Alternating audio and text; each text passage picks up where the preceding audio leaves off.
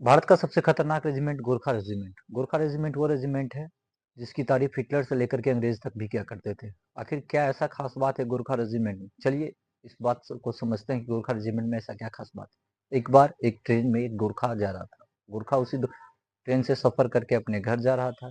इसी बीच ट्रेन में 50 से 60 डाकुओं ने हमला कर दिया। हमला करके सभी यात्रियों से उनका सोना जेवर सभी छीनने लगे। ये देख करके गोरखा रेजिमेंट के पास भी एक डाकू आता है। गोरखा वहीं पे बैठा हुआ रहता है। गोरखा से कहा जाता है कि आपके पास जो भी चीज है वो हमें दे दीजिए, हम किसी को कुछ नहीं करेंगे, हम बस लूटने के लिए आए। ये बात सुनकर के गोरखा ने अपना सारा सामान दे दिया, क्योंकि गोरखा को ये समझाया जाता है कि किसी भी परिस्थिति में किसी भी व्यक्ति के साथ कुछ दुर्व्यवहार नहीं होना चाहिए। और क्योंकि पूरी ट्रेन भरी हुई थी तो उनको डर था कि जितनी जनसंख्या इन डाकुओं को है, अगर मेरे कुछ बर्ताव से हो सकता है कि डाकू किसी की जान मान की भी खतरा हो सकता है। गोरखा अपना सारा चीज दे देता है।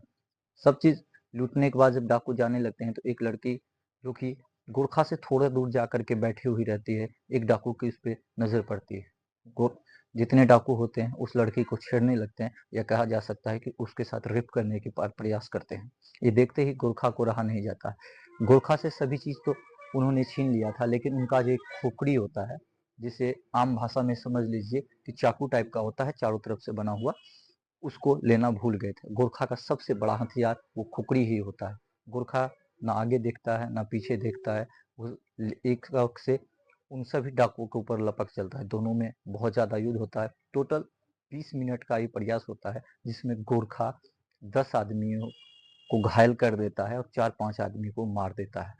इतना आतंक देख करके वो डाकू समझ जाते हैं ये हो ना हो ये गोरखा है। क्योंकि गोरखा अगर कोई आपको ये कहता है कि मुझे मौत से डर नहीं लगता, तो या तो वो झूठ बोल रहा है या तो वो गोरखा है। आप देखे होंगे कि लगातार प्रधानमंत्री मोदी ने भी ये बात कह चुका है और देश के सभी लोग ये कहते हैं कि गोरखा रेजिमेंट अगर किसी चीज को अपने हाथ में ले लेता है तो उसे पूरा करके ही मानता है। क्योंकि गोरखा वो जमान होता है जो दुश्मनों पर काल बन के टूटता है। इसीलिए गोरखा रेजिमेंट को दुश्मनों का काल भी कहा जाता है।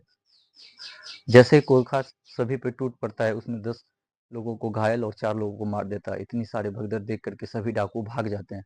अगले स्टेशन पे जैसे ट्रेन उतरता है तो वहां पर सभी लोग रुके रहते हैं। सीआरपीएफ के जवान रहते हैं, पुलिस वाले सभी रहते हैं।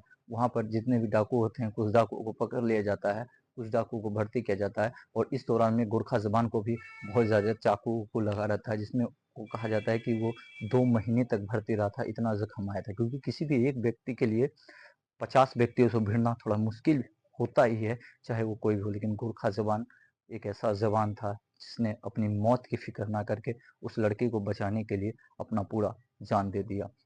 समझ सकते हैं कि गोरखा क्यों इतने खूंखार होते हैं और गोरखा की तारीफ लोग क्यों करते हैं। अब समझ जाइए कि अगर किसी काम को गोरखा रेजिमेंट ने ले लिया है तो वो रेजिमेंट जो है उस काम को पूरा ही किया जाता है। और गोरखा के डर से पाकिस्तान, चीन, चाइना सभी दोस्त डरते हैं। नमस्कार, मैं मोनू कुमार और आप देख रहे हैं मोनू सिंह क्रिएटर 763280। इस चैनल को सब्सक्राइब कीजिए ताकि इस तरह का वीडियो हम आपके पास लगातार लाते रहें।